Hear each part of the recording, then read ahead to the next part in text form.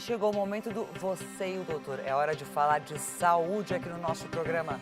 Meu doutor Sproyster, seja muito bem-vindo. Bom dia. Bom dia, Aninha. Bom dia. Olha só, nós vamos falar de um assunto que é importante a sua atenção. Nós vamos tratar de duas graves doenças que avançam no Brasil: a dengue e a chikungunya. Os números de casos nos primeiros 4 meses de 2022 mostram o crescimento do risco de infecção, César. No caso da dengue, Aninha, houve um aumento de 113% nas ocorrências em comparação ao mesmo período de 2021.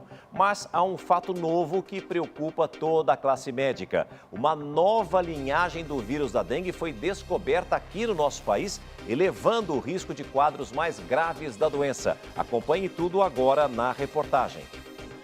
A nova linhagem do vírus foi detectada em um paciente de 57 anos de Aparecida de Goiânia, que teve dengue em novembro do ano passado. O resultado do sequenciamento genético só ficou pronto agora. É a primeira vez que o chamado genótipo cosmopolita é identificado no Brasil. Nós vemos que a introdução foi a partir da Ásia. A Ásia é onde tem uma alta prevalência desse genótipo, né? Especificamente Bangladesh. Aparecida está em 6º lugar no ranking nacional de casos de dengue. Goiânia em 1º. A descoberta de uma nova linhagem circulando por aqui traz ainda mais preocupação, por ser um subtipo da dengue 2, ainda mais propícia a evoluir com gravidade. Então, o que interessa nessa sublinhagem cosmopolita do dengue 2 é que essa linhagem ela tem uma capacidade de transmissão maior, ela infecta com mais facilidade as pessoas. Todo o país está em alerta para o aumento dos casos de dengue. Até abril deste ano, houve um aumento de 113,7% nos casos prováveis da doença, em comparação com o mesmo período do ano passado. O receio é de que essa variante mais transmissível possa se tornar predominante no próximo período chuvoso. O Brasil, país tropical, tem todas as características para a proliferação do vírus. E, evidentemente, quanto maior a oferta de água nos criadouros por chuva, maior a quantidade de mosquitos circulando e a transmissão ela vai se disseminar. Apesar de não ter aparecido antes no Brasil, o genótipo cosmopolita é o mais prevalente no mundo. Por isso esse nome. Onde já houve epidemia dessa variante, o número de internações aumentou. É por isso que precisamos ficar em alerta, não dar trégua para o mosquito transmissor de forma alguma. Olha, entre janeiro e abril deste ano, o Brasil acumulou mais de 542 mil casos de dengue. Já a chikungunya teve mais de 47 mil ocorrências, um avanço preocupante, Ana. Muito, César. Por isso, é importante conhecer melhor o Aedes aegypti para poder enfrentá-lo e aprender mais sobre as doenças para tratá-las. É isso que nós vamos fazer a partir de agora no Você e o Doutor, com o nosso grande médico de família, Dr. Antônio Sproyster. Doutor, eu quero começar com uma pergunta que eu acho que é importante para todo mundo entender. Como é que funciona o ciclo de reprodução do mosquito? E outra coisa, tanto o macho quanto a fêmea transmitem a doença? Boa pergunta, viu, Ana? Porque já que a gente sabe que esse vírus que produz a dengue e chikungunya chama-se arbovírus. E o arbovírus é um tipo de vírus que vive dentro do mosquitinho.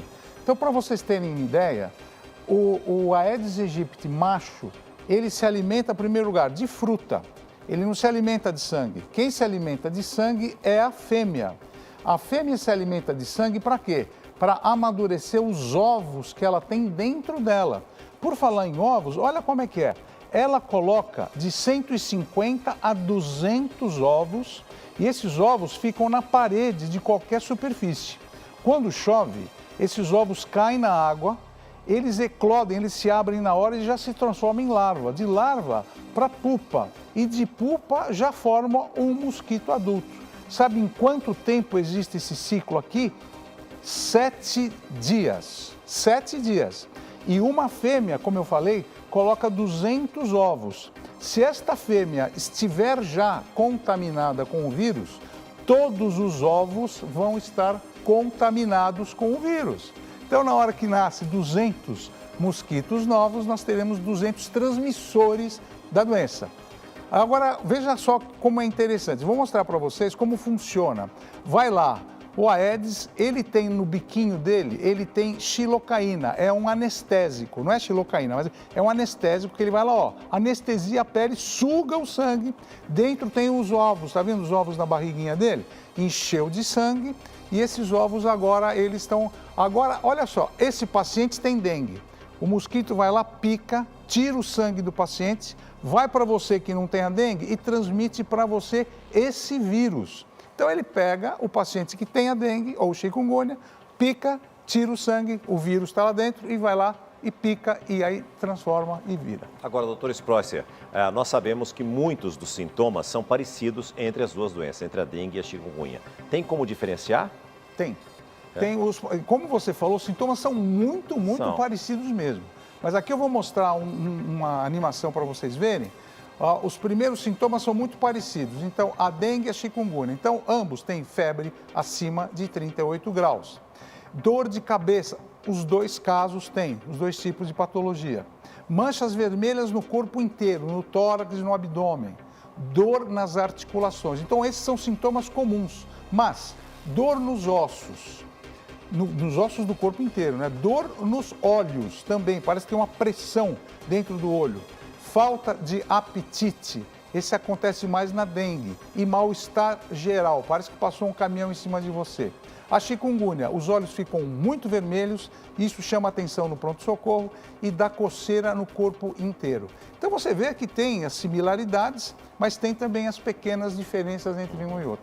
Agora, doutor, acho que uma dúvida não só minha, mas de muita gente que está em casa, sobre quem já teve dengue uma vez, se ela pode depois, se contrair novamente, desenvolver a dengue hemorrágica. Pode sim. Inclusive eu quero mostrar aqui a carinha do vírus, né?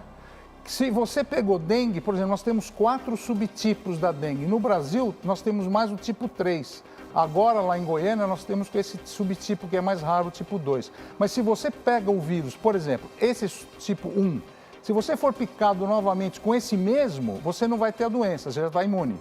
Agora, se você pegar outro tipo 3, você pode desenvolver a forma hemorrágica, a forma grave, que tem esses principais sintomas aqui.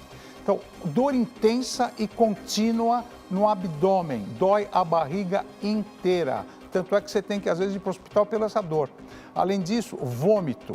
Você não para de vomitar. Tem uma irritação peritoneal, você tem uma irritação nos órgãos internos muito grande. E o que chama mais atenção é o sangramento na gengiva e no nariz, porque tem plaquetopenia. As plaquetas ficam muito baixas, né? As plaquetas são responsáveis pela coagulação. Além disso, sonolência, você parece que não dormiu 3, 4, 5 noites. Você tem irritabilidade, tudo parece que a luz, a palavra, o som, qualquer coisa te irrita muito. E também você não tem vontade de fazer nada porque tem tontura. Então esses são os principais, o quadro clínico da dengue, a dengue hemorrágica, que você tem que ir para o hospital.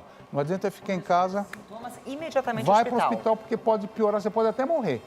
Por isso que a mortalidade da dengue aqui no Brasil está muito alta também atualmente. E a gente ouve falar mais de casos graves nos casos de dengue. Agora, na chikungunya, quais seriam as complicações que mais acontecem, doutor Sprocer? Olha, César Filho, a chikungunya é um vírus que adora ficar nas articulações.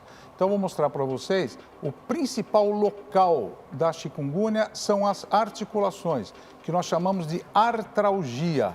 Então, você vai andar, todas as articulações doem. E não pense você que dura 7 dias ou 10 dias não, viu?